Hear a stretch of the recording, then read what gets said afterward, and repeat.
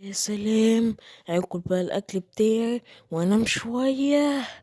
ياه، الواحد عايز يستريح، انما ايه احلى استراحه في العالم. بس بعد ما اخلص اللحمايه الجميله دي هروح انام نوم ايه عظيم. اخيرا قعدت. ده انا كنت عايز انام نوم. يلا بقى انام شويه.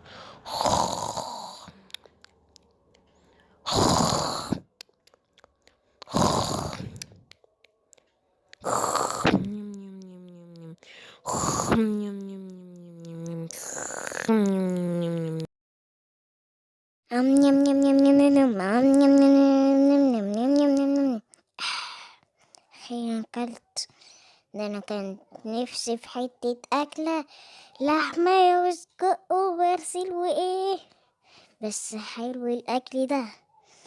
يلا بقى نروح نطمن على ملك الغابة نشوفه نايم ولا لأ، بس هنتسحب عشان هو ما يشوف حد يتجنن عليه وهياكله، عشان هو عايز يقعد كده في، يعني عامل نفسه برنس. يلا بقى نروح نطمن عليه.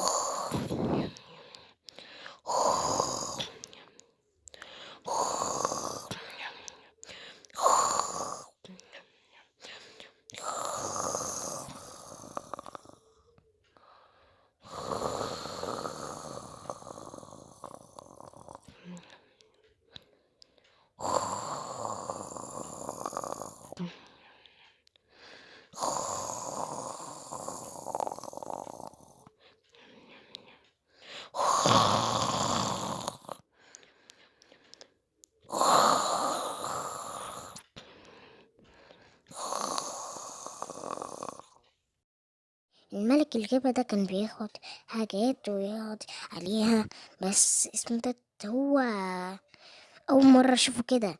لازم هو بيخاف أصلا، بيخاف يقعد لوحده. هو مش بيحب كده حرفيا.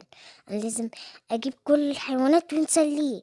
لازم أجيب كل الحيوانات دلوقتي كلها ونقعد نسلي في ملك الغابة، عشان ملك الغابة ما يقعد لوحده بيخاف، مش بيحب يقعد لوحده أبدا. يلا نروح للحيوانات. بقول لكم يا حيوانات، الحقوا بسرعة، ملك الغابة نايم، ولا قاعد مع نفسه نايم. يا جماعة عايزين نسليه. يلا يا حيوانات، عايزين نسلي ملك الغابة، يلا بينا.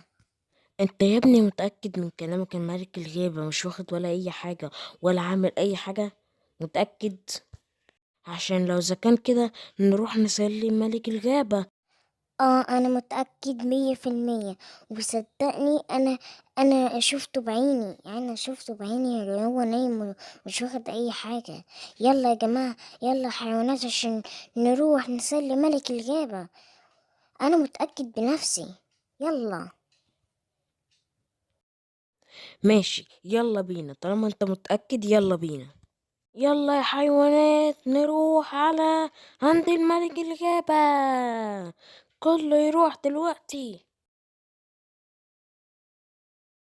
لو عايزين تكملوا الجزء التاني هينزل بعد 3 أيام.